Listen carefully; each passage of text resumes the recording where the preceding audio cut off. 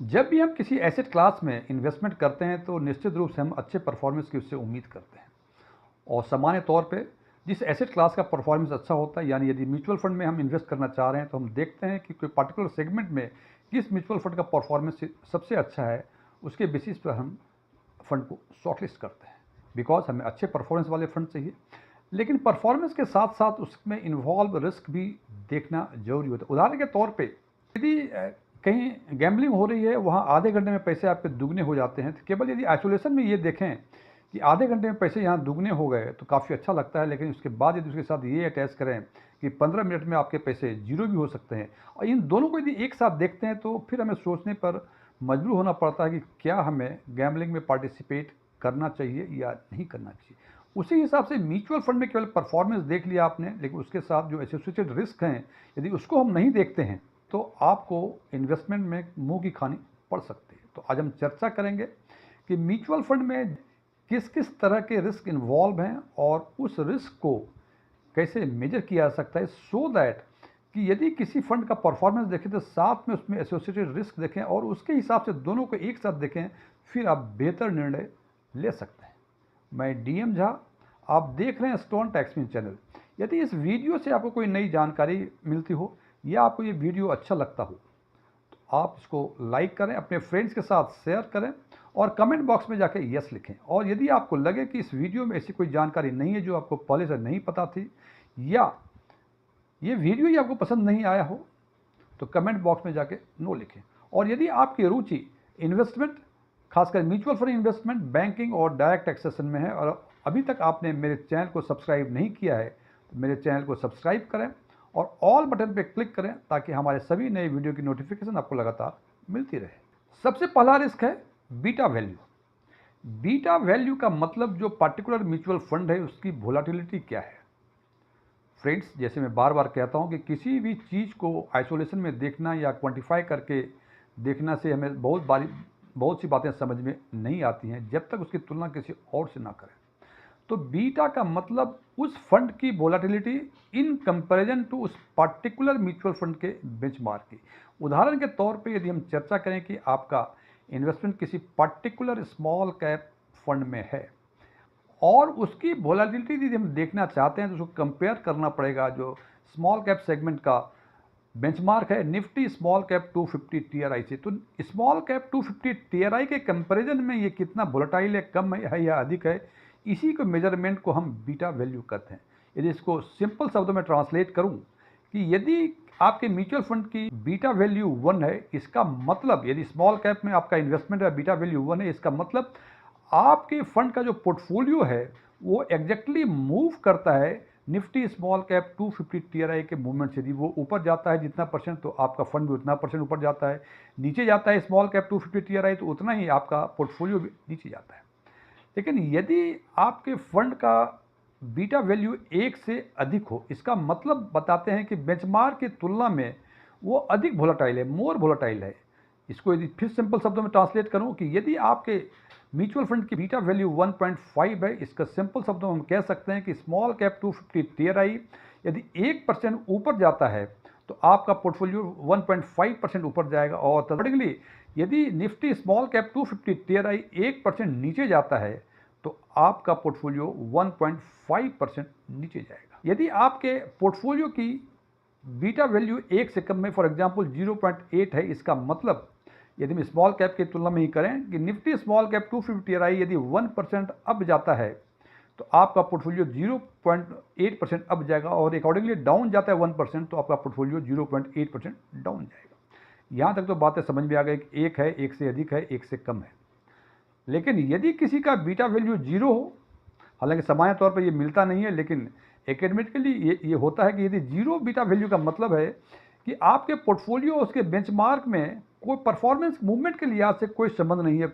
लेकिन एक संभावनाएं हो सकती हैं कि उसकी बीटा वैल्यू 0 से कम हो, यानी निगेटिव में हो।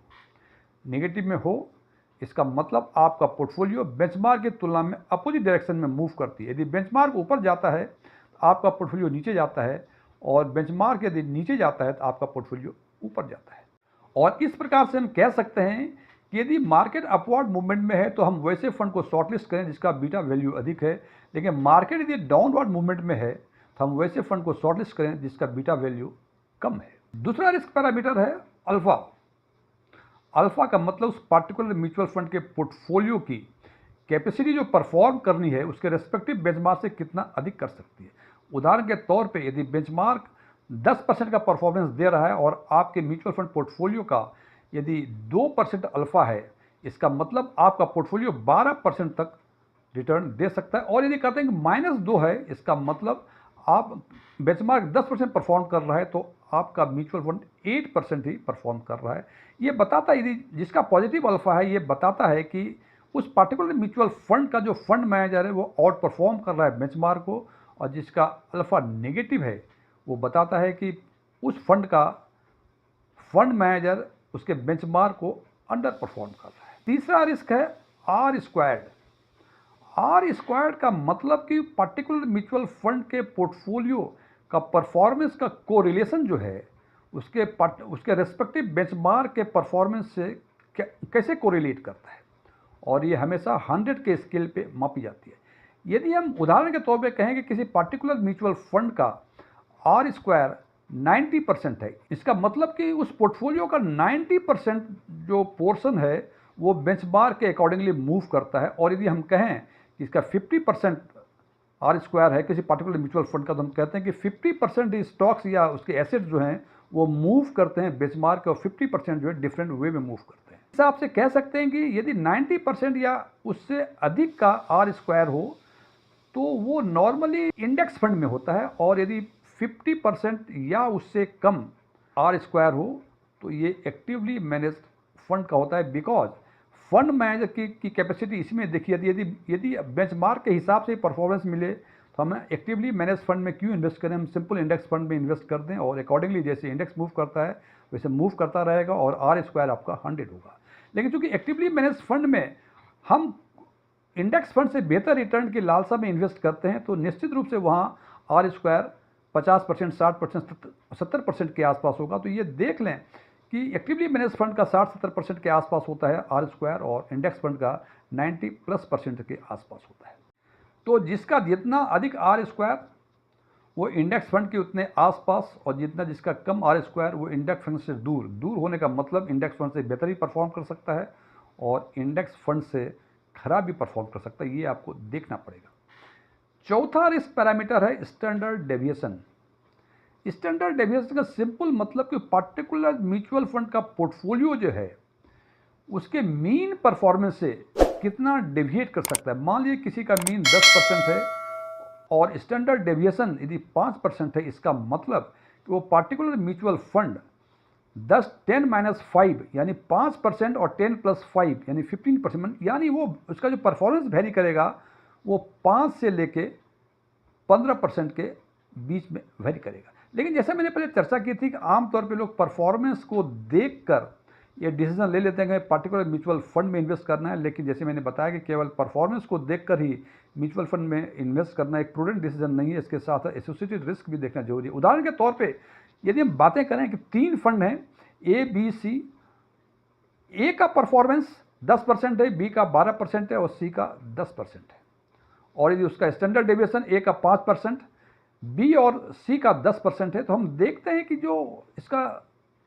रेंज ऑफ वेरिएशन होगा ए में 5% से 15% के बीच, बी में 2% से 22% के बीच और सी में 0 से 20% के बीच। इस पर हम देखते हैं कि परफॉर्मेंस के लिहाज से हमें लगता है कि बी सबसे बेहतर फंड है, इसका परफॉर्मेंस 12% और ए और सी का 10% है, इन दोनों में से कोई और कर सकते हैं। लेकिन यदि उसका वेरिएशन देखें यदि हम, तो हम देखते हैं कि ए का जो वेरिएशन है 5 से 15% तक और सी का वेरिएशन जो है 0 से 20% तक। अब ये डिपेंड करता है उस इन्वेस्टर्स की, वो एग्रेसिव है या कंजर्वेटिव इन्वेस्टर है। यदि कंजर्वेटिव इन्वेस्टर है तो वो शायद ए फंड को प्रीफर करे जिसका कि परफॉर्मेंस 10% है, और जो एग्रेसिव इन्वेस्टर है वो बी और सी में से शायद बी ही करे, बिकॉज बी का परफॉर्मेंस 12% है और इसका भी वेरिएशन 20% है, और सी का हालांकि परफॉर्मेंस जो है 10% है लेकिन इसका भी वेरिएशन 20% है, 0 से 20%, वहाँ 2 से 22%।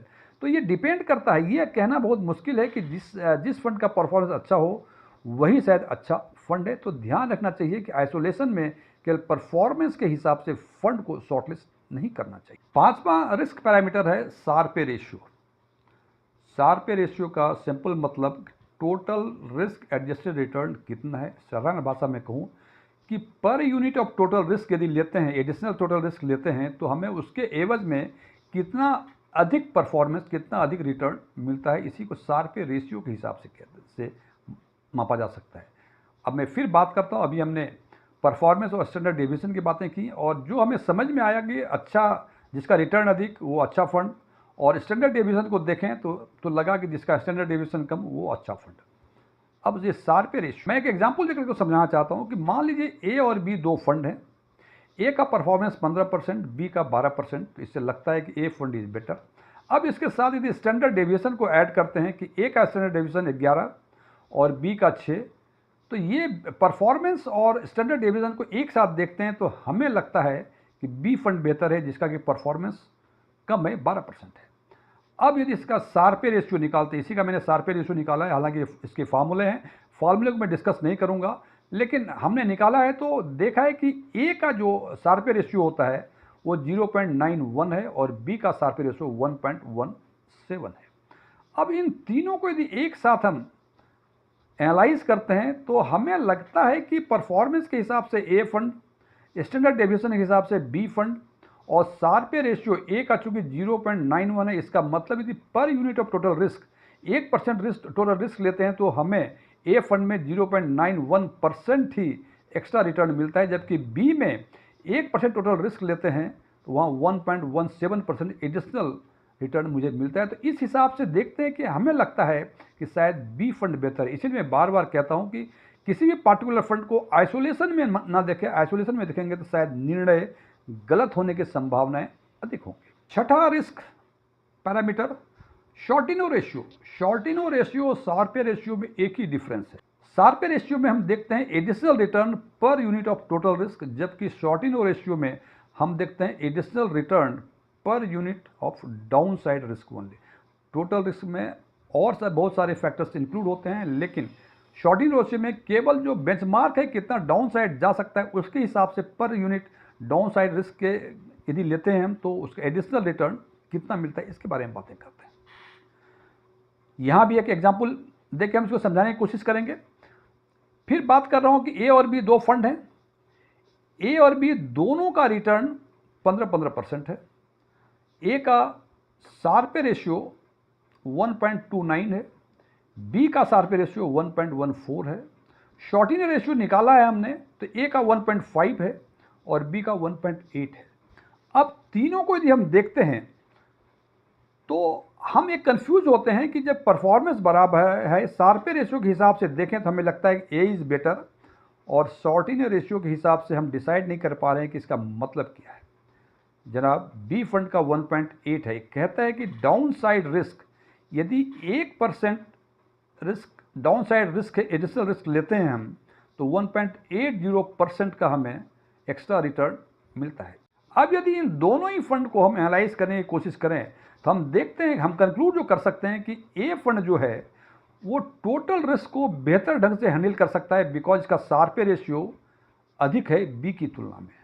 और यदि बी की बातें करें जिसका शॉर्टिनो रेशियो ए से अधिक है, तो यहाँ कह सकते हैं कि बी फंड जो है डाउन साइड रिस्क को बेहतर ढंग से हैंडल कर सकता है। इसका मतलब कि यदि इन्वेस्टमेंट वाइज यदि बातें करें कि ए शॉर्टलिस्ट करना है या बी शॉर्टलिस्ट करना है, तो जो एग्रेसिव इन्वेस्टर हैं उनके लिए ए फंड बेहतर है, और जो कंजर्वेटिव इन्वेस्टर हैं वो बी फंड को शॉर्टलिस्ट करेंगे। फ्रेंड्स, ये वीडियो क्लोज करने के पहले मैं कुछ डिस्क्लोज करना चाहता हूँ कि मैं कोई म्यूचुअल फंड एडवाइज़र नहीं हूँ, न ही मेरे पास MFI के कोई रजिस्ट्रेशन नंबर हैं, न ही मैंने सेबी के कोई एग्ज़ाम पास किए हैं, न ही मेरे ऑफलाइन या ऑनलाइन कोई म्यूचुअल फंड इन्वेस्टमेंट के क्लासेस चला करते हैं। ये मेरे विचार हैं, ओपन डोमेन में जो भी इन्फॉर्मेशन थे उसके हिसाब से मैंने अपने विचार दिए हैं। मेरे विचारों से सहमत होना कोई ज़रूरी नहीं है। आप मेरे विचारों से सहमत हैं, अच्छी बात है। यदि असहमत हैं तो असहमति के साथ कारण बताएं, सो दैट इन फ्यूचर मैं उसे बेहतर ढंग से काम कर सकूं। Thank you.